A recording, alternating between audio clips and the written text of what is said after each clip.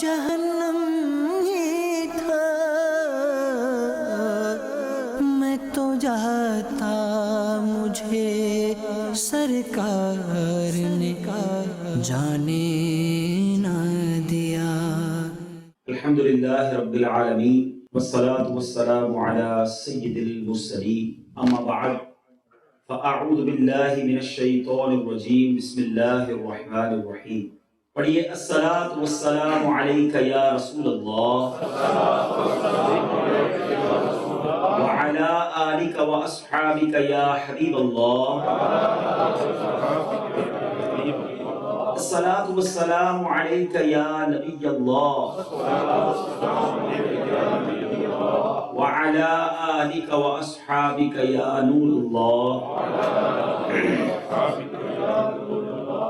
میرے میٹھے اور پیارے اسلامی بھائیوں اور مدنی چینل کے ناظرین، الحمدللہ عز وجل درود پاک پڑھنے کے بے شمار فضائل و برکات ہیں اور بہت ساری احادیث فضائل درود میں ملتی ہیں۔ ایک بڑا ہی خوبصورت واقعہ جو ریلیٹڈ بھی ہے ہماری اس فیلڈ سے، وہ درود پاک کی فضیلت میں ملتا ہے اور ایمان تازہ کر دیتا ہے۔ جب بھی اس انسیڈنٹ کو سنتے ہیں، نبی پاک علیہ الصلوۃ والسلام کے کمالات کے بارے میں بھی پتہ چلتا ہے، اور ساتھ ساتھ درود پاک کتنی خوبصورت ہمارے لیے نعمت ہے اللہ تعالیٰ کی، یہ بھی پتہ چلتا ہے۔ ماجرا یہ تھا کہ سرکار دو عالم صلی اللہ تعالیٰ علیہ وسلم کا دور ہے، اور صحابہ کرام علیہم رضوان کے ساتھ میرے آقا کہیں جہاد کے لیے تشریف لے جا رہے تھے۔ ایک پورا قافلہ تھا، کیراوان تھا، اور ڈیورنگ دیٹ پرٹیکولر ٹریول یہ اناؤنس ہوا کہ قافلے والے رک جائیں اور اب پڑاؤ ڈال کر اپنی ضروریات، اپنی طبعی حاجات وغیرہ سے فارغ ہو جائیں۔ اب کھانے کا وقت تھا، وقفہ تھا۔ صحابہ کرام علیہم رضوان نے اپنے جب توشہ دان کھولے، ٹفن باکس جس کو آپ کہتے ہیں، تو روٹی تو تھی مگر سالن نہیں تھا۔ اب یہاں غور کرنے والی بات ہے کہ کونین کے والی صلی اللہ تعالیٰ علیہ وسلم کے ساتھی ہیں، آقائے دو جہاں کے ساتھی ہیں، مگر اللہ کی رضا پر راضی رہنے والا کیسا ذہن ہے کہ ان لوگوں کے پاس روٹی تھی مگر سالن نہیں تھا، پھر بھی خوش تھے، شکوہ نہیں تھا، شکایت نہیں تھی۔ آج ہمارے پاس بہت کچھ ہے مگر پھر بھی شکوہ ہے، پھر بھی شکایت ہے۔ تھوڑی کمی آ جائے، تھوڑا مال میں کمی آ جائے، تھوڑا کوئی لاس ہو جائے تو ہماری طبیعت خراب ہو جاتی ہے، ہمارا موڈ آف ہو جاتا ہے۔ مگر صحابہ کرام، اچھا یہ کس ٹریول پر تھے؟ They not going for holiday trip, اب وہ تو جان دینے کے لیے جا رہے تھے راہ خدا میں، مگر پھر بھی اس فقر و فاقہ کی زندگی پر راضی ہیں۔ بہرحال اب جب یہ ماجرا ہوا تو ایک ہنی بی، شہد کی مکھی، نبی پاک علیہ الصلوۃ والسلام کے مبارک کانوں کے پاس بھنبھنانے لگی۔ اور آپ سمجھتے ہیں کہ مکھی، شہد کی مکھی جو ہے، ہنی بی کی ایک مخصوص آواز ہوتی ہے جب وہ کانوں کے پاس آئے۔ صحابہ کرام میں سے ایک صحابی رضی اللہ تعالیٰ عنہ نے عرض کی، یا رسول اللہ صلی اللہ تعالیٰ علیہ وسلم، یہ مکھی کیوں شور مچاتی ہے؟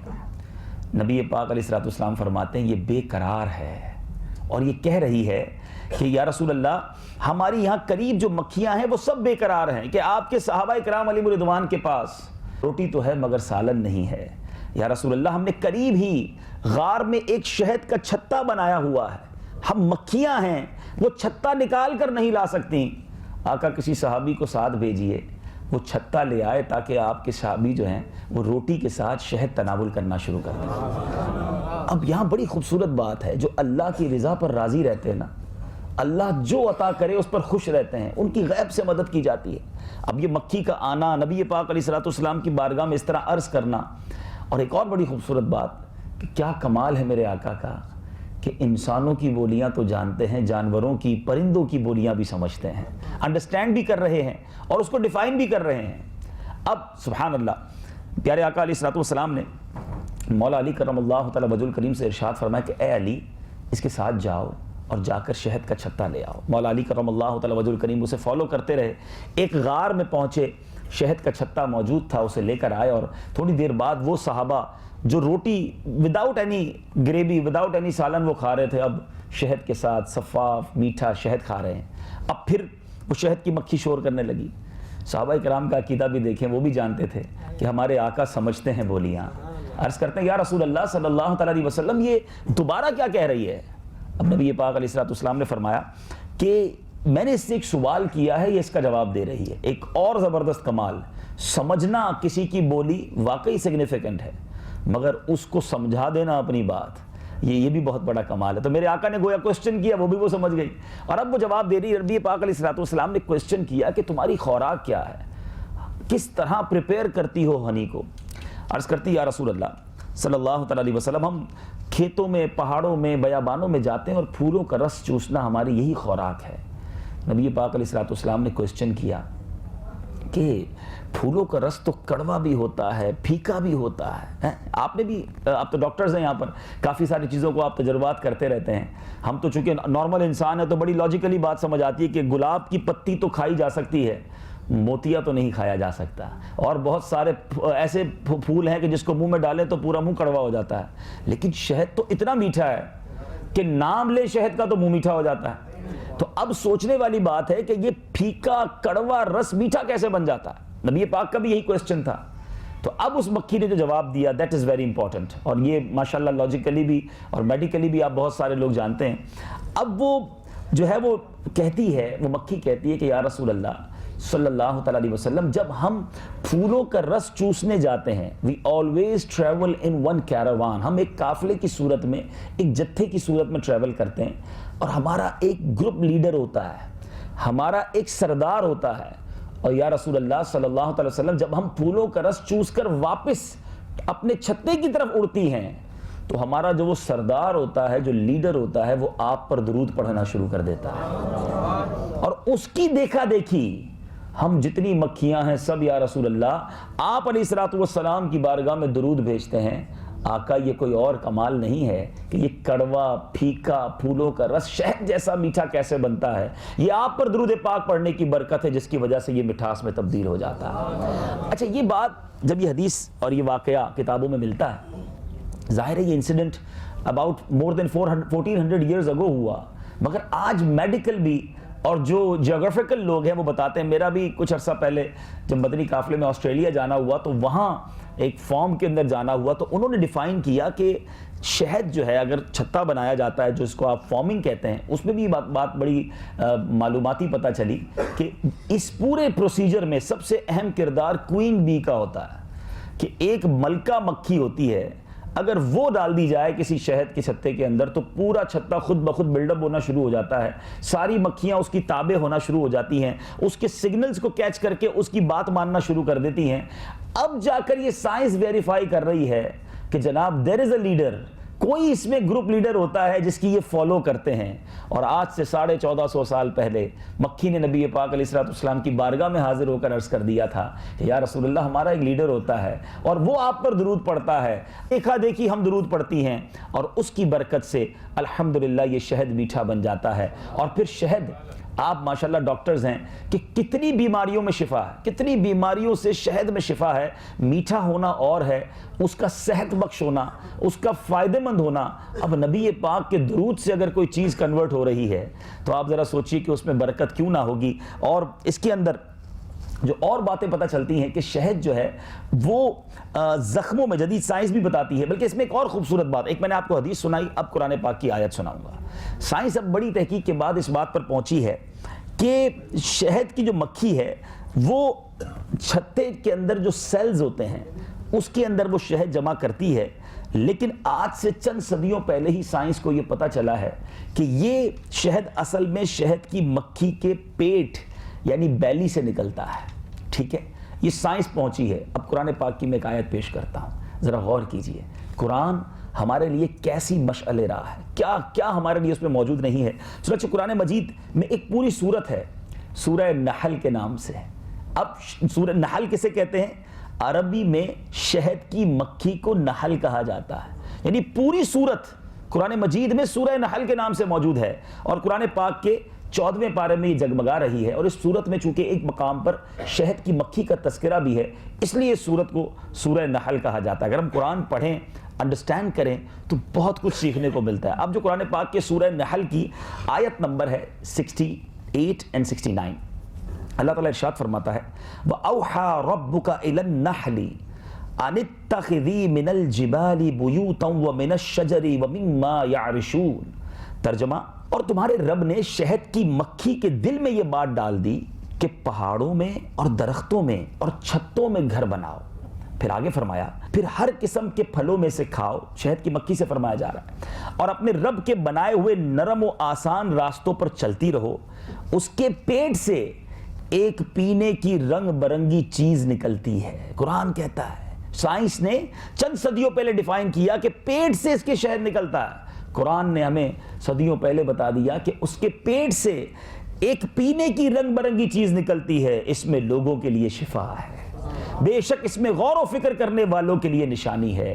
سبحان اللہ, قرآن ہمارے لیے کس قدر پیاری پیاری معلومات لیے ہوئے ہے. اور اب تو سائنس کہتی ہے کہ جناب شہد جو ہے وہ زخم پر اگر لگا دیا جائے تو وہ بھی کئی معاملات میں زخم کو مندمل کرنے کا باعث بن جاتا ہے, اور بھی اس کے بہت سارے فوائد جو ہے وہ پتہ چلتا ہے. لیکن قرآن پاک میں ہمیں پتہ چلتا ہے کہ شہد میں شفا ہے. تو بہرحال بات چلی تھی درود پاک کی فضیلت پر. ایک بڑی خوبصورت بات اس بڑے خوبصورت واقعے سے علماء ایکسٹریکٹ کر کے ہمیں بتاتے ہیں کہ جب شہد پھولوں کا کڑوا پھیکا رس درود پاک کی برکت سے میٹھا ہو سکتا ہے, تو اگر کوئی شخص چاہتا ہے کہ اس کے جو زندگی میں کڑواہٹ ہے, اس کی زندگی میں گناہوں کی وجہ سے پھیکاوٹ ہے, وہ نیکیوں میں تبدیل ہو جائے, تو اسے بھی چاہیے اپنی لائف کے اندر درود پاک شامل کر لے, کثرت سے درود پاک پڑھتا رہے. اس کی لائف کے اندر جو گناہوں کی کڑواہٹ ہے وہ نیکیوں کی مٹھاوٹ سے جو ہے تبدیل ہو جائے گی. آئیے محبت کے ساتھ درود پاک پڑھ لیں. اللہم صلی علی سیدنا و مولانا محمد عدد ما فی علم اللہ صلاۃ دائمۃ بدوام ملک اللہ. چونکہ ہمارے ساتھ ڈاکٹرز موجود ہیں اور میڈیکل سے تعلق رکھنے والے اسلامی بھائی ہیں, اسلام سائنسی معلومات اور طب کے بارے میں کیا کہتا ہے. یاد رہے کہ مسلم شریف کی حدیث ہے, اللہ عز و جل کے پیارے حبیب صلی اللہ علیہ وسلم کا فرمان صحت نشان ہے, ہر بیماری کی دوا ہے. جب دوا بیماری تک پہنچا دی جاتی ہے تو اللہ عز و جل کے حکم سے مریض اچھا ہو جاتا ہے. ہر بیماری کی دوا موجود ہے. یہاں بعض اوقات یہ بات کہی جاتی ہے کہ جناب لا علاج مریض ہے, یا اس کی دوا بیان نہیں ہوئی ہے, اس کی دوا اب تک ہم نہیں پہنچے. تو بات یہی ٹھیک ہے, ہم اب تک اس دوا تک نہیں پہنچے, ورنہ اللہ تبارک و تعالیٰ کی طرف سے جو بیماری آئی ہے اس کی دوا بھی دنیا میں موجود ہے. اور آپ دیکھتے ہیں کہ پہلے بیماری آتی ہے, پھر سائنسی تحقیقات شروع ہوتی ہے, اور at end of the day اس کی دوا, اس کی کوئی بھی جو بھی آپ کہیں میڈیسن جو ہے وہ دریافت ہو جاتی ہے. تو it means there is medicine, مگر اس تک پہنچنے میں ہمیں کچھ وقت لگتا ہے. ایک بات جو طب کے حوالے سے کہ کیا شریعت میں طب کے حوالے سے ہمارے لیے معلومات ہے, جیسے میں نے ابھی قرآن پاک کی آیات پیش کی, ابھی آگے بھی آپ سنیں گے. ایک بار حضرت علی بن حسین واقد علیہ رحمۃ اللہ الواحد کی ایک نصرانی سے, کرسچن سے ملاقات ہوئی, اور وہ ڈاکٹر تھا. اس نے کہا کہ تمہارے دین میں علم طب بالکل نہیں ہے, اس لیے تمہارا دین ناقص ہے. انہوں نے ایک اعتراض کیا کہ آپ کے دین کے اندر علم طب کے بارے میں کیا ہے. سبحان اللہ. انہوں نے جواب دیا کہ ہمارے پیارے اللہ عز و جل نے سارے کا سارا علم طب, آل جتنی میڈیکیشنز ہے, میڈیکل ہے, ایک آیت میں بیان فرما دی ہے. کہا اچھا بیان کرو, وہ کون سی آیت ہے؟ تو حضرت علی بن حسین واقد رحمۃ اللہ تعالی نے ایک آیت قرآن تلاوت کی. آپ نے فرمایا آدھی آیت ہے, پوری بھی نہیں ہے. وَكُلُوا وَاشْرَبُوا وَلَا تُسْرِفُوا, ترجمہ کنز الایمان, کھاؤ اور پیو اور حد سے نہ بڑھو. اچھا پھر کہا کہ میرے آقا علیہ الصلوۃ والسلام نے ایک, تمہارے نبی نے بھی کچھ کہا ہے طب کے بارے میں؟ اس نے کوشچن کیا. کہا ہاں, نبی پاک علیہ الصلوۃ والسلام کی ایک حدیث سناتا ہوں. پھر ایک حدیث سنائی. سبحان اللہ, آپ بھی غور سے سنیں. فرمایا طبیبوں کے طبیب اللہ عز و جل کے حبیب صلی اللہ علیہ وسلم نے ارشاد فرمایا, معدہ جو ہے ساری بیماریوں کا گھر اور پرہیز سارے علاجوں کا سر ہے. اور فرمایا بدن کے ہر حصے کو اس کا حق دو, ایوری پارٹ جو باڈی کا ہے اس کا حق دو. اب وہ نصرانی کرسچن ڈاکٹر یہ دونوں آیت اور حدیث سن کر اس قدر حیران ہوا, اور کہتا ہے واقعی تمہارے قرآن اور تمہارے رسول نے جعلی نوس جو دنیا کا بہت بڑا طبیب گزرا ہے اس کے لیے طب کا کوئی مسئلہ نہیں چھوڑا, سب ہی بیان کر دیا ہے. تو بہرحال احادیث میں, قرآن میں جا بجا ہمارے لیے رہنمائی موجود ہے. اور میرے میٹھے اور پیارے اسلامی بھائیوں, قرآن مجید فرقان حمید ہمیں بہت ساری باتوں پر غور کرنے کی خود دعوت دیتا ہے. پرابلم یہ ہے کہ ہم اپنے پیارے قرآن کو چھوڑے بیٹھے ہیں. ہم بہت سارے دیگر لوگوں کو تو پڑھتے ہیں, بہت ساری دیگر کتب کو بڑے غور سے پڑھتے ہیں, اور پھر آپس میں ڈسکس بھی کرتے ہیں. آپ نے پڑھا فلاں کو, آپ نے اس کی تحقیق پڑھی, حرج نہیں ہے پڑھنے میں, لیکن جو قرآن بینگ اے مسلم ہم پر پڑھنا ضروری ہے، کیا اس سے ہم نے پڑھ کر کچھ رہنمائی حاصل کی؟ اللہ تبارک و تعالیٰ قرآن مجید میں کیا ارشاد فرماتا ہے؟ چنانچہ 4 پارے میں ارشاد ہوتا ہے، بے شک آسمانوں اور زمین کی پیدائش اور رات اور دن کی باہم تبدیلی میں عقل مندوں کے لیے نشانیاں ہیں۔ جو یہ تبدیلی ہو رہی ہے، رات اور دن بدل رہے ہیں، آسمانوں اور زمین کی جو پیدائش ہے، اس میں غور و فکر کرنا ہے۔ اور میرے میٹھے اسلامی بھائیو، حضرت عبداللہ ابن عباس رضی اللہ تعالیٰ عنہما فرماتے ہیں کہ میں حضرت میمونہ رضی اللہ تعالیٰ عنہا کے گھر رات میں ٹھہرا، نبی پاک علیہ السلام بھی ان کے یہاں موجود تھے، آرام فرما رہے تھے۔ جب رات کا تہائی حصہ گزرا تو میرے آقا علیہ السلام بیدار ہوئے، پھر آسمان کی طرف نظر اٹھا کر ان آیات مبارکہ کی تلاوت فرمائی، اور پھر کیا فرمایا کہ تلاوت کے بعد ارشاد فرمایا کہ اس پر افسوس ہے جو آیت پڑھے اور اس میں غور نہ کرے۔ یعنی ان چیزوں میں ہمیں گویا غور و تفکر کی اس سائنسی جو عمل ہے، اس پر ہمیں غور کرنے کے بارے میں فرمایا جا رہا ہے۔ اللہ تبارک و تعالیٰ ایک اور جگہ قرآن مجید میں ارشاد فرماتا ہے، الذین یذکرون اللہ قیاما وقعودا وعلی جنوبہم ویتفکرون فی خلق السماوات والارض ربنا ما خلقت هذا باطلا سبحانک فقنا عذاب النار۔ ترجمہ سنیے اور غور کیجیے قرآن کس طرف ہمیں ہماری رہنمائی کر رہا ہے۔ ارشاد ہوتا ہے، جو کھڑے اور بیٹھے اور پہلوؤں کے بل لیٹے ہوئے اللہ کو یاد کرتے ہیں اور آسمان اور زمین کی پیدائش میں غور کرتے ہیں، اے ہمارے رب، تو نے یہ سب بیکار نہیں بنایا، تو پاک ہے اور تو ہمیں دوزخ کے عذاب سے بچا لے۔ یہاں عقل مندوں کا بیان ہے، اور عقل مندوں کے لیے کہا گیا، جو اولی الالباب ہیں ان کے لیے کہا گیا کہ وہ اس میں غور کرتے ہیں۔ اب آج ہم نارملی ڈسکس کرتے ہیں کہ بڑا بریلینٹ مائنڈ ہے، مگر قرآن کس کو عقل مند کہہ رہا ہے؟ کچھ علماء نے اس کی تفسیر میں لکھا، عقل مند لوگ کون ہیں؟ اس آیت سے ایکسٹریکٹ کر کے ہمیں بتایا جا رہا ہے کہ عقل مند لوگ کھڑے، بیٹھے اور بستروں پر لیٹے ہر حال میں اللہ تعالیٰ کا ذکر کرتے ہیں، مولا کریم کی یاد ہر وقت ان کے دلوں پر چھائی رہتی ہے۔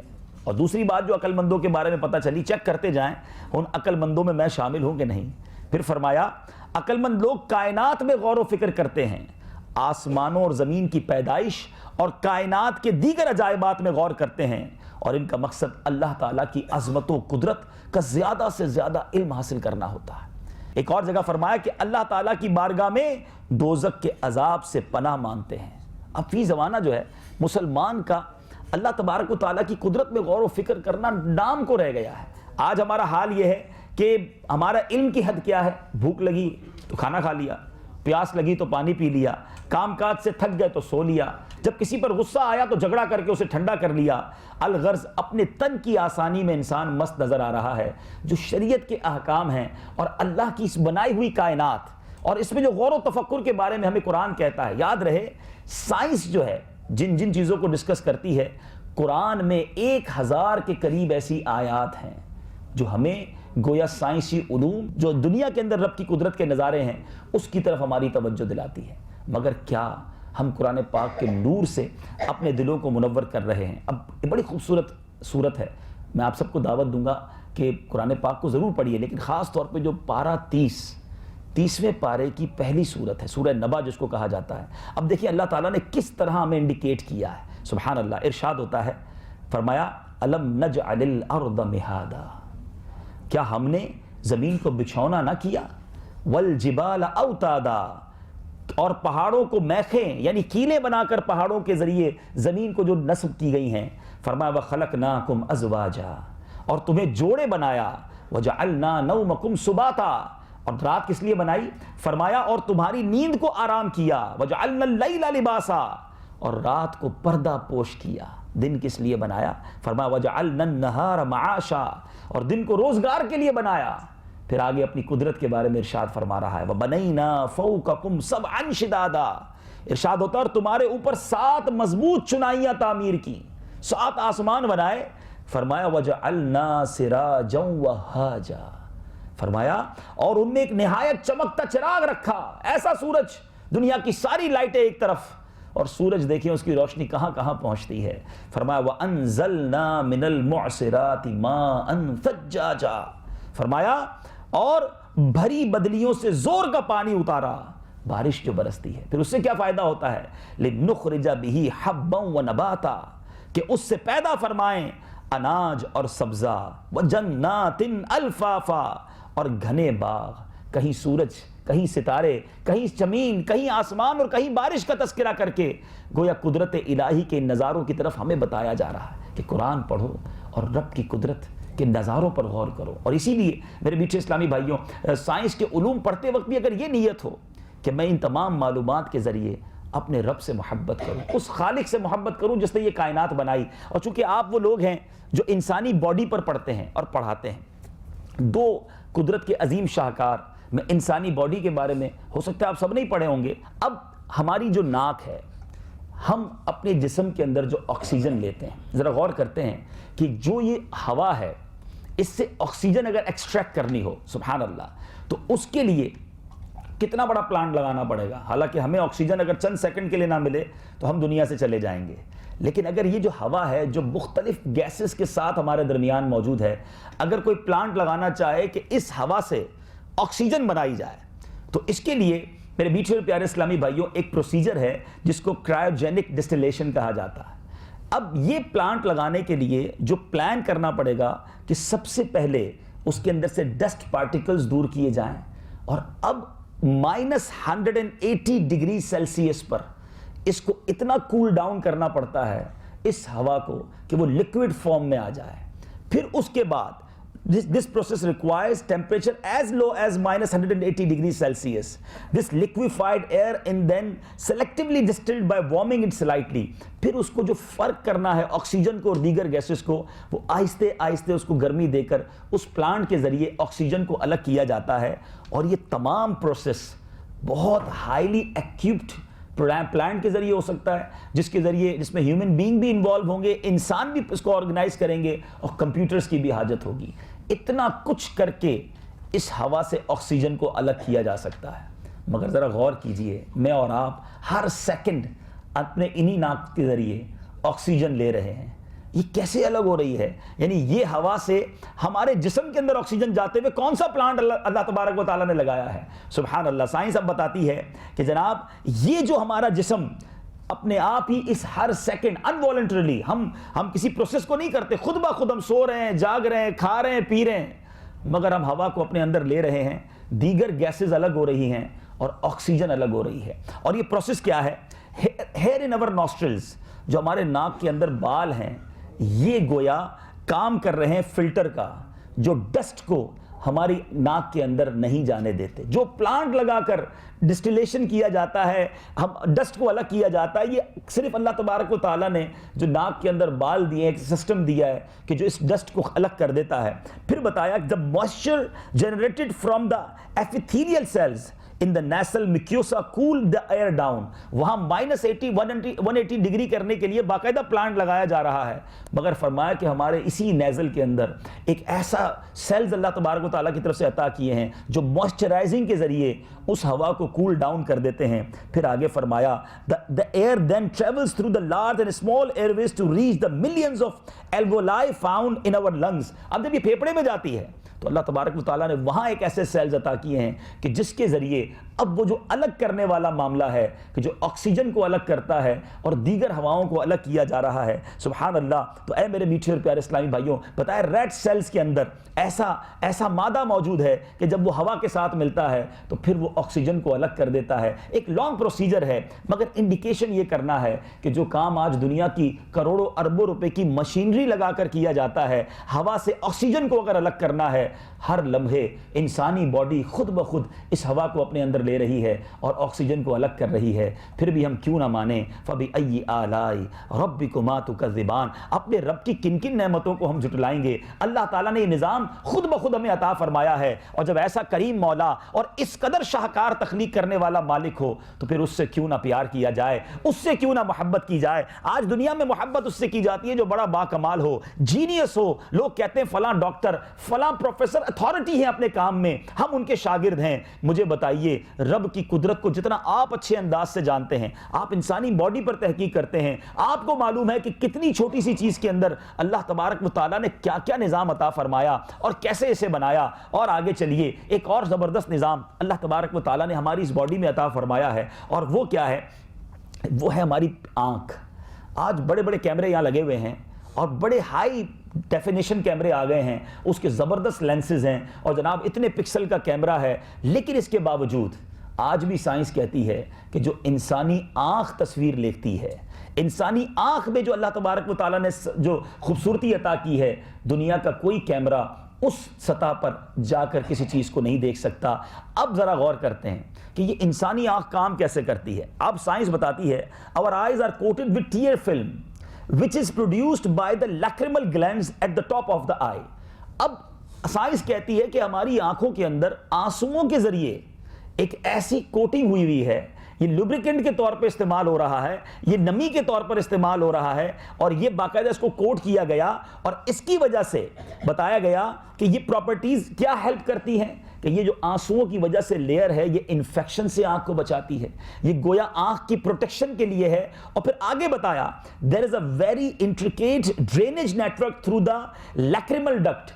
اب آپ کی ان آنسوؤں کے لیے جو ڈکٹ بنایا, جس کو نکاسی کا انتظام ہے, وہ ہمارے گلے اور ہماری ناک کے ذریعے ایسا ایک نظام ہے کہ آنسو وہاں سے پاس آن ہو جاتے ہیں, نئے ڈیولپ ہو جاتے ہیں. اب جب ہم روتے ہیں تو ناک بھی بہنا شروع ہو جاتی ہے, تو گویا یہ کنیکشن ہے. اب جو پتلی ہے, بتایا کہ سائنس اب کہتی ہے کہ اللہ تبارک و تعالیٰ نے یہ پتلی اتنی فلیکسیبل دی ہے کہ بہت تیز روشنی ہو جائے یہ خود ہی ایڈجسٹ کر لیتی ہے. اگر یہ پتلی کا سائز سکڑتا اور پیپل جسے کہتے ہیں کم زیادہ نہ ہوتا تو آنکھ ڈیمیج ہو جاتی. لیکن یہ ہم کیمرے میں کیا کرتے ہیں, جب بہت زیادہ لائٹ ہو تو اپرچر کم کر دیتے ہیں, اب جب لائٹ کم ہو تو اپرچر بڑھا دیتے ہیں, ڈی فوکس ہو تو فوکس کر لیتے ہیں. خود بخود یہ سارے سسٹم ہماری آنکھ اندھیرے میں کس طرح دیکھنا ہے, اجالے میں کس طرح دیکھنا ہے, زیادہ روشنی میں کس طرح دیکھنا ہے, تو یہ خوبصورت نظام وداؤٹ اینی پروسیجر, ہمیں کچھ نہیں کرنا, کوئی بٹن نہیں دبانا ہوتا کہ اب اندھیرا ہو گیا تو نائٹ ویژن آن کر دو, بہت روشنی ہے تو جناب ہماری آنکھ کا سسٹم یہ ڈاؤن ہو جائے. آلویز ایک ہی زاویے میں ادھر سے لے کر ادھر تک دیکھتا جاؤں, تو بتائیے کتنے مناظر چینج ہوئے, مگر میری آنکھ نے اپنے آپ کو ہر جگہ ایڈجسٹ کر لیا. اچھا, پھر کیمرے کے اندر ہم تصویریں کھینچتے ہیں, ٹھیک ہے, اس کے لیے میموری ریکوائرڈ ہوتی ہے. ایک وقت آتا ہے ہمارے موبائل کا کیمرہ بھی پورا ہو جاتا ہے, اس کی میموری بھی پوری ہو جاتی ہے, ہمارے کمپیوٹر کی میموری بھی پوری ہو جاتی ہے, پھر ڈیلیٹ کرنا پڑتا ہے. ذرا غور کریں, آپ میں سے کوئی 30 سال بیٹھا ہے, کوئی 40 سال کا بیٹھا ہے, ہم 40 سال سے مناظر دیکھ رہے ہیں, مگر وہ سارے مناظر کہیں نہ کہیں سیو ہیں. کبھی کبھی ہوتا ہے نا, 15-20 سال بعد کسی سے ملاقات ہوتی ہے, یاد آ جاتا ہے آپ کو کہیں دیکھا ہے, ہاں آپ سے ہماری وہاں ملاقات ہوئی تھی. یہ کدھر سیو ہو رہا ہے؟ اللہ تبارک و تعالیٰ نے کیسی ہارڈ ڈسک عطا کی ہے. اچھا, صرف امیجز سیو نہیں ہیں, ہمارے پاس موویز بھی سیو ہیں. ابھی میں آپ جو مدینہ شریف دیکھ کر آئے ہیں, میں آپ کو کہوں آنکھیں بند کرے ذرا مدینے کا تصور جمائیں, آپ سب کی آنکھوں میں وہ سارے مناظر آ جائیں گے کہ کہاں زمزم پیا تھا, کہاں کھجور کھائی تھی, کیسے میں روضہ رسول کے سامنے کھڑا ہوا تھا, بلکہ وہ الفاظ بھی یاد آ جائیں گے جو آپ نے کسی سے بات کی ہوگی, آپ کو طواف کا وہ منظر یاد ہوگا, آپ کو عرفات کی وہ دعا یاد ہوگی. How it's possible? یعنی یہ بلینز کا جو ڈیٹا بنتا ہے میگا بائٹس کا, وہ کہاں سے ہو رہا ہے؟ یہ کون سا سسٹم ہے اللہ تبارک و تعالیٰ نے جو ہمیں عطا کیا ہے؟ اور پھر چلیں, آپ تو میڈیکل کے اسٹوڈنٹ ہیں, آپ کی تو کتابیں دیکھ کے ہمیں سردی لگ جاتی ہے جب کسی میڈیکل اسٹوڈنٹ کی کتابیں ہم دیکھتے ہیں, اتنی بڑی بڑی کتابیں آپ یاد کر لیتے ہیں, آپ کو اس کے فارمولے یاد ہوتے ہیں. تو یہ وہ جو میموری اللہ تبارک و تعالیٰ نے, یہ ہارڈ ڈسک ہے, یہ کہاں ہے, یہ کہاں سیو ہو رہی ہے؟ تو اے میرے میٹھے اسلامی بھائیوں, خاص طور پہ ڈاکٹر اسلامی بھائیوں, سچی بات تو یہ ہے, اللہ تعالیٰ کی قدرت کو جتنا نزدیک سے آپ دیکھتے ہیں, جتنا کلوزلی آپ سمجھ سکتے ہیں, عام انسان نہیں سمجھ سکتا. تو جب رب کی قدرت کو اتنا جانتے ہو تو پھر رب سے پیار کا معیار کتنا ہونا چاہیے, اس سے محبت اور اس پر بھروسے اور اس پر ٹرسٹ کا معیار کتنا ہونا چاہیے. آپ کی سائنس چاہے کتنی ترقی کر جائے, مگر آپ اس بات کے شاہد ہیں کہ آپ سارے پروسیجر کر لیں, آپ کی میڈیکل کہتی ہے کہ بندہ 100% فٹ ہے, اور ایک وقت آتا ہے کہ وہ دنیا سے اچانک چلا جاتا ہے, اس کی ایکسپائری کی وجہ آپ کے پاس کوئی نہیں ہوتی, اور وہ بات انڈیکیٹ کرتی ہے کہ کوئی ہے. اور بالکل اسی طرح ہمیں کئی بار ایسا تجربہ ہوا کہ ڈاکٹرز کہہ دیتے ہیں جناب اب 1 ہفتے کا مہمان ہے, اس کے اندر اب کچھ نہیں بچا, اب یہ کبھی بھی دنیا سے جا سکتا ہے, اور بعض اوقات وہ سالوں جی جاتا ہے کیونکہ اس کا وقت نہیں آیا ہوتا. تو پتہ چلا کہ کہیں ہے جو ہماری ڈور ہے, اور کہیں سے بلاوا آتا ہے تو لو بندہ دنیا سے جاتا ہے. تو ان تمام باتوں کو قریب سے دیکھنے کے بعد ایک ڈاکٹر کا ایمان کتنا مضبوط ہونا چاہیے, ایک ڈاکٹر کا اپنے رب پر بھروسہ کیسا ہونا چاہیے, اور اس کو اپنے پروردگار سے محبت کیسی ہونی چاہیے. اور میرے میٹھے اور پیارے اسلامی بھائیوں, اللہ تبارک و تعالیٰ کے اللہ سے محبت جو ہے نا, یہ نصیب والوں کو ملتی ہے. اپنے رب سے پیار کرو. ہم بعض اوقات دنیا میں بہت سارے لوگوں سے پیار کرتے ہیں, اپنے رب عز و جل سے محبت کا وہ حق ادا نہیں کرتے. مولا علی کرم اللہ تعالی وجہ الکریم کا ایک فرمان سنیے. آپ فرماتے ہیں لوگوں میں سب سے زیادہ علم والا وہ ہے.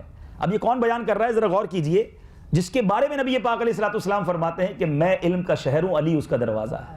وہ خود کہہ رہے ہیں کہ سب سے زیادہ نالجبل پرسن کون ہے. یہاں بڑی بڑی ڈگری ہولڈر بیٹھے ہیں, اور میں آپ کو بتاتا ہوں سب سے زیادہ علم والا کون ہے. مولا علی فرماتے ہیں سب سے زیادہ علم والا وہ ہے جو سب سے زیادہ اللہ تعالیٰ سے محبت کرتا ہے اپنے رب سے ہی پیار نہیں جسے, اس کی زندگی کیسی ہے. آگے فرمایا اور لا الہ الا اللہ کہنے والوں کی تعظیم کرتا ہے, اللہ سے محبت کرتا ہے اور مسلمانوں کی تعظیم کرتا ہے. فرمایا وہ سب سے زیادہ علم والا ہے. اے میرے میٹھے اور پیارے اسلامی بھائیوں, اب حضرت عمر فاروق کا ایک فرمان سن لیجئے.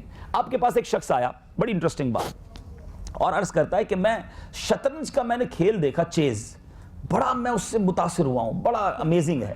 اس میں 64 خانے ہیں اور ان خانوں میں وہ جو باکسز ہیں اس میں وہ کھیل کھیلا جاتا ہے, مگر 1,00,000 بار کوئی شطرنج کھیلے ہر بار نئی چال بن جاتی ہے. یعنی ان 64 خانوں میں کتنی زیادہ کریشن ہے. وہ آ کر حضرت عمر فاروق سے عرض کرتا ہے, سبحان اللہ, عمر فاروق ہے نا خلیفۃ المسلمین نے کیا شاندار جواب دیا اور ایمان تازہ کر دیا. آپ فرماتے ہیں کہ میں تو اس سے بھی بہت بڑے امر پر تعجب کرتا ہوں, میں انسان کا چہرہ ایک بالشت کا ہے. 64 خانے ہیں نا شطرنج میں, تو انسان کا پورا چہرہ ایک بالشت میں آ جاتا ہے. حضرت عمر کہتے ہیں اربوں خربوں چہرے رب نے بنائے, کوئی چہرہ ایک دوسرے سے نہیں ملتا. اب چہرے تو دور کی بات ہے, آنکھیں ایک دوسرے سے نہیں ملتی ہیں. اب تو آئی ٹیسٹ ہونے لگے ایئرپورٹ پر, اب جا کر پتا چلا سائنس کو کہ جناب یہ آنکھوں کی پتلی میچ نہیں ہو سکتی, ناک الگ ہے, آنکھیں الگ ہیں, کان الگ ہیں. آپ کو میں کاغذ اور قلم دیتا ہوں کہ جناب ذرا چہرے بنائیے, کتنے الگ الگ بنا سکتے ہیں. ہم کمپیوٹر لے کر بیٹھ جائیں, خود بنانا شروع کریں, 50, 100, 200, 500 کے بعد تھک جائیں گے. اب کریٹیوٹی نہیں رہے گی کہ ایک ہی چہرے کو مختلف کیسے بناؤں. صدیوں سے لوگ پیدا ہو رہے ہیں, صدیوں تک پیدا ہوتے رہیں گے, پتہ نہیں کب قیامت آنی ہے. سب کے چہرے الگ ہیں. 2 سگے بھائی ایک ہی وقت میں پیدا ہو جائیں, ان کے چہرے رب نے الگ بنائے. ارے اب قرآن کہتا ہے, دیکھیے سائنس اور قرآن کو سمجھنے کی کوشش کیجئے. قرآن پڑھیے تو سمجھ آتا ہے کہ رب کی کیسے نظارے جو آج سائنس جا کر پروف کرتی ہے. سبحان اللہ. قرآن مجید کے سورہ قیامہ میں اللہ تبارک و تعالی ارشاد فرماتا ہے, اَيَحْسَبُ الْإِنسَانُ أَن لَّن نَّجْمَعَ عِظَامًا, کیا آدمی یہ سمجھتا ہے کہ ہم ہرگز ان کی ہڈیاں جمع نہ فرمائیں گے. بَلَا قَادِرِينَ عَلَىٰ أَن نُّسَوِّيَ بَنَانًا, قرآن کہتا ہے کیوں نہیں, ہم قادر ہیں کہ اس کے پور ٹھیک بنا دیں. مفسرین فرماتے ہیں اللہ تبارک و تعالیٰ پر لوگوں کا اعتراض یہ تھا کہ کیسے دنیا کو مرنے کے بعد جمع فرمائے گا. ارے رب فرماتا ہے کہ ہم تو پور جو ہیں, انگلیوں کے جو پورے ہیں وہ الگ الگ بنا دیے ہیں. آپ آج فنگر پرنٹس دنیا میں چیک کیے جاتے ہیں, سب کی انگلیوں کے نشان بھی الگ الگ ہیں. تو یہ سب قرآن میں ہمیں بتایا جا رہا ہے کہ اللہ تبارک و تعالیٰ کی تخلیق ایسی ہے کہ اس پر قربان ہو جایا جائے, اس سے سچی محبت کی جائے, اس خالق کی فرما برداری کی جائے جو آج کی ماڈرن سائنس بھی جس کی تخلیق کے آگے جا کے بے بس نظر آتی ہے. اے میرے میٹھے اور پیارے اسلامی بھائیوں, اب آئیے نیو یارک کے ایک پروفیسر, نیو یارک اکیڈمی کے پریزیڈنٹ کا ایک اقتباس ایک رسالے میں اس نے لکھا, میں آپ کو اس کی چند جھلکیاں سناتا ہوں کہ اللہ تبارک و تعالیٰ کی قدرت پر جب بھی کسی سائنسدان نے, جب بھی کسی شخص نے تخلیق پر توجہ دی ہے اور سچی توجہ دی ہے تو وہ کیا کہنے پر مجبور ہوا. نیو یارک اکیڈمی کے پریزیڈنٹ کا کیا کہنا ہے, وہ کہتا ہے کہ زمین اپنے محور پر 1000 میل فی گھنٹہ کے رفتار سے چکر کاٹ رہی ہے. اگر اس کی رفتار 1000 میل کی بجائے 100 میل ہو جائے تو دن اتنے لمبے ہوتے کہ سورج کی تپش تمام کھیتوں کو بھون کر رکھ دیتی, اور راتیں اتنی لمبی اور سرد ہوتی کہ زندگی کی اگر کچھ رمق سورج کی تپش سے بچ بھی جاتی تو رات اتنی ٹھنڈی ہوتی کہ وہ منجمد کر دیتی. اب وہ کہتا ہے سورج کا درجہ حرارت جو ہے ایک تحقیق کے مطابق 12,000 فارنہائٹ ہے, ڈگری فارنہائٹ ہے, لیکن زمین اور سورج کو اتنی مناسبت سے, اتنے پرفیکٹ ڈسٹنس سے رکھا گیا ہے کہ سورج کی اتنی ہی حرارت پہنچتی ہے جتنی جو حیات بخش ہے. یعنی اگر آپ آگ جلائیں اور اس کے پاس ایک حد تک جا سکیں گے, بہت قریب چلے جائیں تو انگلیاں جل جاتی ہیں. تو فرمایا سورج اور زمین کا جو ڈفرنس ہے وہ اتنا تناسب کے ساتھ ہے کہ زندگی باقی رہتی ہے. اب یہ 12,000 فارنہائٹ جو ہے وہ سائنسدان کہتا ہے اگر اس کو 6000 ڈگری ہوتا تو ساری زمین برف کے نیچے دب جاتی, اور یہ 18,000 ہوتا تو سب کے سب جل کر راکھ ہو جاتے. یہ پرفیکٹلی جو ڈیسٹینیشن بنایا گیا اور اس کا تناسب بنایا گیا وہ حیران ہے. پھر وہ آگے کہتا ہے زمین کا جھکاؤ جو ہے 23 درجے کا زاویہ بناتا ہے, 23 ڈگری کا ایک زاویہ ہے. اگر اسی جھکاؤ کی وجہ سے باری باری موسم آتے ہیں. اس کا کہنا ہے بخارات جنوب اور شمال میں حرکت کرتے ہیں. اگر کہتا ہے یہ جھکاؤ نہ ہوتا تو ساری زمین برف سے ڈھک جاتی.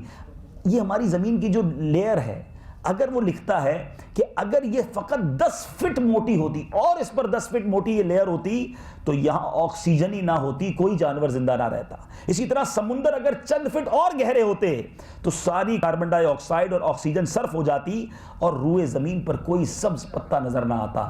ان تمام تخلیق کے بعد وہ لکھتا کیا ہے؟ That is the main thing. وہ لکھتا ہے اس حکیمانہ نظام پر غور کرتے ہوئے ہم اس نتیجے پر پہنچتے ہیں کہ یہ کارخانہ ہستی اتفاقاً مارز وجود میں نہیں آیا, بلکہ ایک حکیم و دانا خالق نے اس کی تخلیق فرمائی ہے, ورنہ زندگی کا یہاں کوئی امکان نہ تھا. آپ ڈسپلن کی بات کرتے ہیں, ذرا ڈسپلن تو دیکھیں کہ سورج نے جس وقت نکلنا ہے اسی وقت نکلنا ہے. 2 دسمبر سن 1800 میں جتنے بجے سورج نکلا تھا, آج 2 دسمبر 2015 کو بھی سورج اتنے بجے ہی نکلا ہے. ہمارے فجر کے ٹائمز ہیں 2 دسمبر کو جو غروب آفتاب کا وقت تھا سن 1800 میں, آج سن 2015 میں بھی 2 دسمبر غروب آفتاب اسی وقت ہوگا. Look at the discipline. اچھا, یہ جو ڈسپلن ہے, یہ سورج اپنے محور میں ہے, چاند اپنے طبق پر گزر رہا ہے. سائنس تو آج کہتی ہے نا. آؤ میں آپ کو قرآن پاک کی آیات سناتا ہوں, اور آپ نے یہ آیتیں کئی بار خود پڑھی ہیں.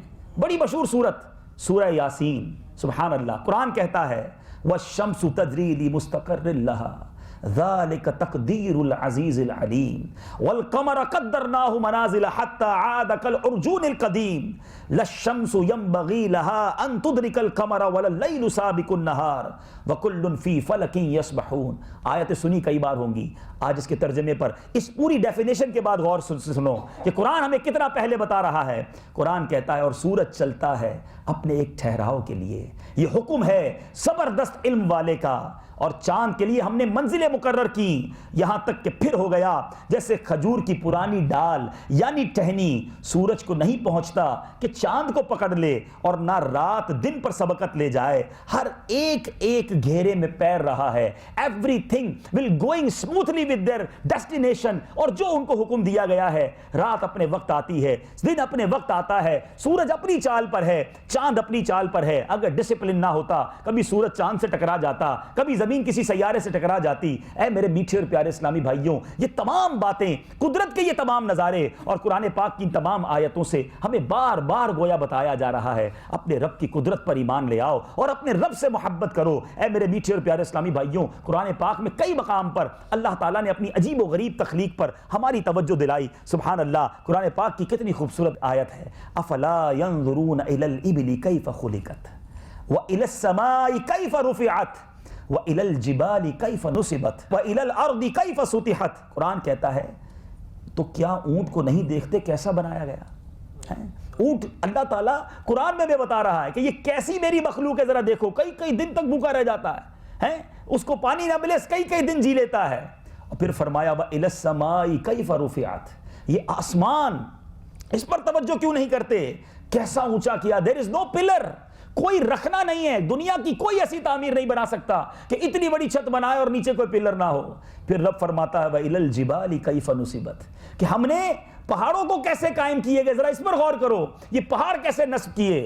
اور اب فرمایا وَإِلَى الْأَرْضِ كَيْفَ سُطِحَتْ, اور زمین کو کیسے بچھائی گئی. آگے فرماتا ہے فَذَكِّرْ, تم نصیحت سناؤ. انما انت مذکر, تم تو یہی نصیحت سنانے والے ہو. تو اے میرے میٹھے اسلامی بھائی, میں آپ کی توجہ اپنے رب عز و جل کی قدرت کی طرف کرانے آیا ہوں. اس سے محبت کیجئے. اب اللہ سے محبت کرنی ہے تو اس کا طریقہ کیا ہے؟ چلیں اب اس طرف آ جاتے ہیں, اینڈ آف دا بیان, کہ ٹھیک ہے اللہ بڑا عظیم خالق مالک ہے ہمارا, اور ہمیں اس سے محبت کا درس بھی دیا گیا. What is the way to love with اللہ تبارک و تعالیٰ, اس کا طریقہ کیا ہے؟ سبحان اللہ. اب پیارے آقا علیہ الصلوۃ والسلام کی بڑی خوبصورت حدیث پاک سنتے ہیں. نبی پاک علیہ الصلوۃ والسلام کا فرمان یہ ہے, میرے آقا فرماتے ہیں, سیدنا ابو ہریرہ رضی اللہ تعالیٰ عنہ راوی ہیں, کہ اللہ تبارک و تعالیٰ بروز قیامت فرمائے گا میری خاطر باہم محبت کرنے والے کہاں ہیں؟ آج میں انہیں اپنے سایہ رحمت میں جگہ عطا فرماؤں گا، آج میرے سایہ رحمت کے سوا کوئی سایہ نہیں۔ یعنی جو اللہ کے لیے آپس میں محبت کرتے ہیں اللہ تعالیٰ انہیں اپنے سایہ رحمت میں جگہ عطا فرمائے گا۔ یعنی گویا رب سے محبت کرنی ہے تو اللہ کے بندوں سے محبت کیجئے۔ ایک اور حدیث پاک سنیے، پیارے آقا علیہ الصلوۃ والسلام فرماتے ہیں جو اللہ سے محبت کرتا ہے اسے چاہیے کہ وہ مجھ سے محبت کرے، جو مجھ سے محبت کرتا ہے اسے چاہیے کہ وہ میرے صحابہ سے محبت کرے، اور فرمایا جو میرے صحابہ سے محبت کرتا ہے اسے چاہیے کہ وہ قرآن پاک سے محبت کرے۔ فرمایا جو قرآن پاک سے محبت کرتا ہے اسے چاہیے کہ وہ مساجد سے محبت کرے۔ تو ہم نے ان تمام چیزوں سے محبت کرنی ہے۔ اے میرے میٹھے اسلامی بھائیوں، اللہ کے بندوں سے محبت یہ بھی اللہ سے پیار کا ایک انداز ہے۔ اور آپ چونکہ ڈاکٹرز ہیں، آپ کے پاس دکھی لوگ آتے ہیں، پریشان لوگ آتے ہیں۔ اب میں یہ نہیں کہتا کہ آپ میں سے کچھ لوگ ایسے ہیں، مگر یہ بات بھی سامنے ہے کہ آج کل جو لالچ کا دور ہے، آج کل جو مادی زندگی کے پیچھے بھاگنے کا دور ہے، مریض کا بیڑا غرق ہوتا ہو تو ہو جائے، ڈاکٹر صاحب کو اپنی فیس کی پڑی ہے، ڈاکٹر ہاسپٹلز کو اپنا بل بنانے کی فکر ہے۔ خدا را ایسا نہ کریں۔ اللہ تعالیٰ نے آپ کو ایک ایسے عظیم پیشے سے وابستہ کیا ہے، لوگوں کے دکھ دور کرنے کا آپ کو یہ موقع ملا ہے، اور ایسی ایسی احادیث ہیں کہ جو کسی کے دکھ دور کرتا ہے اللہ اس کے دکھ دور کر دیتا ہے، جو کسی کی مدد کرتا ہے اللہ اس کی مدد فرماتا ہے۔ کئی ڈاکٹرز ماشاءاللہ ہمارا بھی جانا ہوتا ہے، اتنے خدا ترس ہوتے ہیں کہ بعض اوقات خود کہہ دیتے ہیں کہ اب اگلی بار ہمارے پاس آنے کی ضرورت نہیں ہے، اگر یہ دوائی لے جاؤ، اب آگے جا کے کوئی پرابلم ہو تو یہ کر لینا، ورنہ مجھے فون کر لینا۔ لیکن کچھ جگہ پر ایسا ہوتا ہے بار بار بلایا جاتا ہے اور بعض مریضوں کو بہت زیادہ تنگ کیا جاتا ہے۔ اللہ سے محبت کرنی ہے، اللہ کے بندوں سے محبت کیجئے۔ نبی پاک علیہ الصلوۃ والسلام کا فرمان سناتا ہوں، میرے آقا فرماتے ہیں مومن ایک دوسرے کے خیر خواہ اور آپس میں محبت کرنے والے ہوتے ہیں، اور اگرچہ ان کے شہر مختلف ہوں، یعنی ایک دوسرے کو جانتے بھی نہ ہوں، مگر محبت کرنے والے اور خیر خواہ ہوتے ہیں۔ اور منافق کے بارے میں فرمایا وہ ایک دوسرے سے دھوکہ کرنے والے ہوتے ہیں، اگرچہ ان کے شہر ایک ہی ہوں، ایک ہی شہر میں رہتے ہوں گے مگر ایک دوسرے کو دھوکہ دے رہے ہوں گے۔ فرمایا یہ منافق ہے۔ مومن کون ہوتا ہے؟ جانے نہ جانے، شہر بھی دوسرا ہو، میرا مسلمان بھائی ہے، اس کا خیر خواہ ہوتا ہے۔ ایک اور حدیث سنیے، اور کتنی خوبصورت حدیث پاک ہے۔ میرے آقا علیہ الصلوۃ والسلام فرماتے ہیں کچھ لوگوں، اللہ کرے ایسے لوگوں میں بھی شامل ہو جاؤں، آپ بھی شامل ہو جائیں، کہیے آمین۔ حدیث سنیے، ایمان تازہ ہو جائے گا۔ نبی پاک علیہ الصلوۃ والسلام فرماتے ہیں کچھ لوگ ایسے ہیں جنہیں اللہ عز و جل نے لوگوں کی حاجتیں پوری کرنے کے لیے پیدا فرمایا ہے۔ آئے ہائے، میں جب پڑھا میں نے کہا کیسے لوگ ہوں گے؟ اللہ نے بنایا اس لیے، پیدا ہی اس لیے کیا کہ وہ لوگوں کی حاجتیں پوری کرے۔ کاش میرے سارے ڈاکٹر بھائی اپنے لیے ذمہ داری لے لیں کہ بس میں ایسا بن جاؤں۔ آگے اس کی فضیلت سنو گے آپ، ایمان تازہ ہو جائے گا۔ فرمایا لوگ حاجت کے وقت ان سے رجوع کرتے ہیں، یہی وہ لوگ ہیں جو قیامت کے دن اللہ عز و جل کے عذاب سے محفوظ ہوں گے۔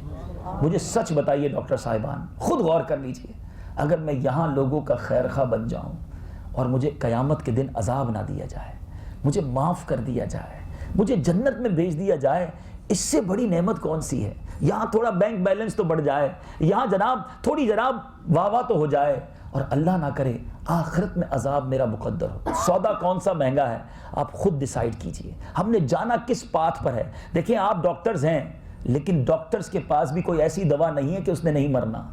ڈاکٹر بھی دنیا سے جاتا ہے، ڈاکٹر نے بھی اس دنیا سے جا کر کہیں جواب دینا ہے۔ آپ چاہیں تو بہت سارے نیکی کے کام کر سکتے ہیں، بلکہ میں تو یہ سمجھتا ہوں کہ جتنی دھیان سے مریض ڈاکٹر کی بات سنتا ہے بعض اوقات اتنی اپنے گھر والوں کی نہیں سنتا۔ اگر آپ دوائی دیتے دیتے اسے نماز کی دعوت بھی دے دیں کہ آپ یہ دوائی بھی لے جائیں، لیکن ایک کام کریں 5 وقت نماز پڑھیے گا، اگلے ہفتے جب مجھے دکھانے آئیں گے نا تو مجھے یہ بھی بتائیے گا آپ نے کتنی نمازیں پڑھی۔ یہ وہ پیغام ہے، آپ کے چند جملوں سے اگر کوئی نمازی بن گیا ثواب آپ کو مل جانا ہے۔ آپ کسی کو جناب بہت ساری نیکی کی دعوت، آپ یعنی ایک کام کرتے ہیں نا، آج اس چھوٹے سے سیشن میں اگر ایک میسج ہم لے جائیں کہ میں جہاں جسمانی بیماریاں دور کرنے کی کوشش کرتا ہوں وہاں اب اسی کلینک اسی ہاسپٹل میں بیٹھ کر میں انشاءاللہ گناہوں کی بیماری دور کرنے کی بھی کوشش کروں گا۔ اور یاد رکھیں ڈاکٹر صاحبان، جو جسمانی بیماری ہے نا اس کا رزلٹ کیا ہے؟ اینڈ آف دا ڈے اگر کوئی نہیں کیور ہوتا تو وہ دنیا سے چلا جائے گا، ٹھیک ہے، لیکن بیماری تو بعض اوقات گناہوں کا کفارہ بھی ہے کہ اگر صبر کرے انسان تو گناہ بھی معاف ہو جاتے ہیں۔ لیکن جو گناہوں کی بیماری ہے نا، جو دل کے امراض ہیں، باطنی امراض جسے کہا گیا، وہ بیماریاں ہیں جو ایمان برباد کر دیتی ہیں۔ حسد، غیبت، تکبر، ریاکاری، بہت لمبی لسٹ ہے، ڈاکٹر کو کم از کم آپ کو بہت ساری ڈیزیز کے بارے میں پتا ہے، کیا آپ کو باطنی بیماریوں کے بارے میں پتا ہے؟ آپ کو یہ بھی پتا ہونا چاہیے کہ یہ دل جو ہے اس کے اندر کتنی برائیاں جمع ہو جاتی ہیں۔ نبی پاک علیہ الصلوۃ والسلام کی حدیث آپ نے کئی بار سنی ہوگی، جس کے دل میں رائی کے دانے کے برابر تکبر ہوگا وہ جنت میں نہیں جائے گا۔ نبی پاک علیہ الصلوۃ والسلام کا ایک اور فرمان ہے کہ حسد ایمان کو اس طرح برباد کرتا ہے، حدیث پاک کا خلاصہ ہے، جس طرح ایلوا شہد کو برباد کر دیتا ہے۔ تو یہ وہ بیماریاں جو پالی ہوئی ہیں ہم نے بھی اور ہمارے مریضوں نے بھی، تو کیوں نہ ہم بھی اپنے دل کو صاف کریں اور اپنے مریضوں کو بھی ان بیماریوں کے بارے میں بتائیں۔ اس کا ایک طریقہ یہ بھی ہو سکتا ہے کہ آپ اپنے کلینک میں، اپنے ہاسپٹل میں کچھ کتابیں رکھیں۔ یہ بڑی سستی کتابیں، بڑے سستے رسالے ہیں، تو اگر ذہ نصیب کوئی بھی مریض آئے، آپ نے جو بھی اس سے فیس لینی ہے، اب اس میں 10-15 روپے آپ کے تھوڑے کم ہو جائیں اور آپ ایک رسالہ، ایک کتاب اس کو دے دیں، کیا پتہ اگلی بار جب وہ آئے تو آپ کو بتائے ڈاکٹر صاحب گلا بھی ٹھیک ہو گیا اور نمازی بھی بن گیا ہوں، ڈاکٹر صاحب پیٹ بھی ٹھیک ہو گیا ہے اور اسی پیٹ میں جو حرام روزی ڈالتا تھا وہ بھی چھوڑ کر حلال کمانے والا بن گیا ہوں۔ یہ سارا ثواب آپ کو مل جائے گا۔ مجھے ایک واقعہ یاد آیا، ہمارے ایک اسلامی بھائی تھے، ان کا کپڑے کا کاروبار تھا، وہ یہی کرتے تھے، اپنے ہر سوٹ کے ساتھ لیڈیز کپڑے کا کاروبار کرتے تھے، ایک رسالہ جو ہے مکتبۃ المدینہ کا وہ پیش کر دیا کرتے تھے، 8-10 روپے کا ہوتا ہے۔ تو وہ کہتے ہیں میں یہ کرتا رہا، کچھ عرصے کے بعد ایک خاتون میرے آفس پہ، میرا جو دکان تھی وہاں آئیں اور پردے میں تھی، کہتی بھائی کچھ دنوں پہلے آپ سے کپڑا لینے آئی تھی، کپڑا لے گئی، آپ نے اس میں ایک رسالہ ڈالا تھا، اس میں پردے کے بارے میں میری رہنمائی کی گئی، اب میں نے الحمدللہ شرعی پردہ کرنا شروع کر دیا ہے۔ اب بتائیں، کاروبار کا کاروبار بھی چلتا رہا اور نیکیوں کا کاروبار بھی چلتا رہا۔ تو اگر میرے ڈاکٹر صاحبان اپنی آخرت کی بھی تیاری کریں، خود بھی نماز پڑھیں، خود بھی حلال روزی کمائیں، اور اگر یہ بیڑا اٹھا لیں، کیونکہ دعوت اسلامی جو ہے نا، اس کا جو میسج ہے وہ سمجھنے کی ضرورت ہے کہ میسج یہ ہے کہ مجھے اپنی اور ساری دنیا کے لوگوں کی اصلاح کی کوشش کرنی ہے، تو اب ہر شعبے میں کرنی ہے نا۔ آج الگ سے ڈاکٹرز کو کیوں جمع کیا گیا کہ بھئی ڈاکٹرز کو بھی ان کو یہ ذہن دیا جائے کہ اپنی آخرت کی بھی فکر کریں، مسلمانوں کی خیر خواہی والے بن جائیں، اور پھر ساتھ ساتھ مسلمانوں کو نیک بنانے کی بھی کوشش کریں۔ اور آپ چاہیں تو یہ کام بہت اچھے انداز میں ہو سکتا ہے۔ اللہ سے محبت کس قدر کام آتی ہے۔ حضرت سیدنا عبداللہ بن فضل رحمۃ اللہ تعالی علیہ فرماتے ہیں کہ جب حضرت سیدنا یحییٰ بن معاذ رازی رحمۃ اللہ تعالی علیہ کا انتقال ہوا اور آپ کو خواب میں دیکھ کر پوچھا گیا اللہ تعالیٰ نے آپ کے ساتھ کیا معاملہ فرمایا، تو کہتے ہیں اللہ عز و جل نے مجھے بخش دیا۔ پوچھا کس سبب سے؟ بڑی خوبصورت بات، سبب کیا بنا آپ کی بخشش کا؟ کہتے ہیں میں اپنی دعا میں عرض کیا کرتا تھا یا اللہ اگرچہ میں تیری عبادت میں کمزور ہوں مگر تیری محبت میں کمزور نہیں۔ اے کاش اللہ سے سچی محبت ہو جائے۔ ہم گناہگار ہونا اور محبت ہوگی رب سے تو کوئی آسرا ہو جائے گا، مگر پرابلم یہ ہے ہمیں اپنے جاب سے محبت ہے، ہمیں اپنی فیملی سے محبت ہے، ہمیں اپنے بچوں سے محبت ہے، فرینڈ سے محبت ہے، اپنے کولیگ سے محبت ہے، اپنے باس سے محبت ہے، کیا اپنے رب سے بھی محبت ہے؟ اگر محبت ہوتی نا تو اسے ناراض نہ کرتے۔ بندہ بچوں کی بات نہیں ٹالتا، نہیں میرے بچے نے کہا ہے مجھے کرنا ہے، محبت ہے نا۔ بیوی کی بات نہیں ٹالتا ہے، اس نے کہا ہے اس سے محبت ہے۔ جو بہت قریبی فرینڈ ہوتا ہے اس کی بات نہیں ٹالتا کہ یار میرے بیسٹ فرینڈ نے کہا ہے۔ اگر تمہیں اللہ سے محبت ہوتی تو کیسے نماز قضا ہو جاتی؟ اللہ سے محبت ہوتی تو کیسے حرام کما لیتے؟ اگر اپنے رب سے محبت ہوتی تو کیسے گناہوں کی طرف جاتے؟ دروازے بند کر کے بے حیائی اور برائی کے کام کیسے کرتے؟ جب معلوم تھا کہ رب دیکھ رہا ہے۔ تو اے میرے میٹھے اسلامی بھائیو، ایسے خالق و مالک جو ایسا تخلیق کار ہے اور جس نے مجھے بھی بنایا، آپ کو بھی بنایا، جو آج ہمیں اتنی نعمتیں عطا فرما رہا ہے۔ آج اس ہال کے اندر تقریباً ایسے لوگ بیٹھے ہیں کہ جنہیں اللہ نے کروڑوں سے اچھا رکھا ہے۔ کروڑوں لوگ تڑپتے ہیں اس لائف کو جو میں اور آپ گزار رہے ہیں۔ جس رب نے اتنی اچھی لائف دی ہے، اتنی سکون ہمیں عطا کیا ہے، اتنی پریشانیوں سے بچائے رکھا ہے، پھر بھی اس کی نافرمانی کریں۔ ہونا تو یہ چاہیے تھا کہ میری نعمتیں بڑھتی جاتی، میرے سجدے بھی بڑھتے جاتے، میری عبادتیں بھی بڑھتی جاتی، میرے صدقہ اور خیرات بھی بڑھتے جاتے۔ ہم بڑے عجیب لوگ ہیں، جو نعمتیں عطا کرتا ہے اسی کی نافرمانی بڑھاتے چلے جاتے ہیں۔ تو آئیے آج دعوت اسلامی کا یہ پیغام قبول کیجئے۔ مجھے اپنی اور ساری دنیا کے لوگوں کی اصلاح کی کوشش کرنی ہے۔ اپنی اصلاح کے لیے بھی آپ دعوت اسلامی کے اجتماعات میں شرکت کیجئے۔ مدنی چینل کی دعوت، اے ذہن نصیب ایک مشورہ تو میرا قبول کر لیجئے کہ اپنے کلینک میں، اپنے ہاسپٹل میں، جہاں جہاں ویٹنگ ایریاز ہیں وہاں مدنی چینل لگا دیجئے۔ آپ کے پاس آنے سے پہلے مریض جو باہر بیٹھا ہے اگر وہ مدنی چینل دیکھتا رہے گا، 1 منٹ بھی دیکھے گا، کیونکہ اس میں کوئی ایڈورٹائزمنٹ نہیں ہے، کوئی میوزک نہیں ہے، کوئی بے پردہ عورت نہیں، صرف اسی طرح کی باتیں ہیں۔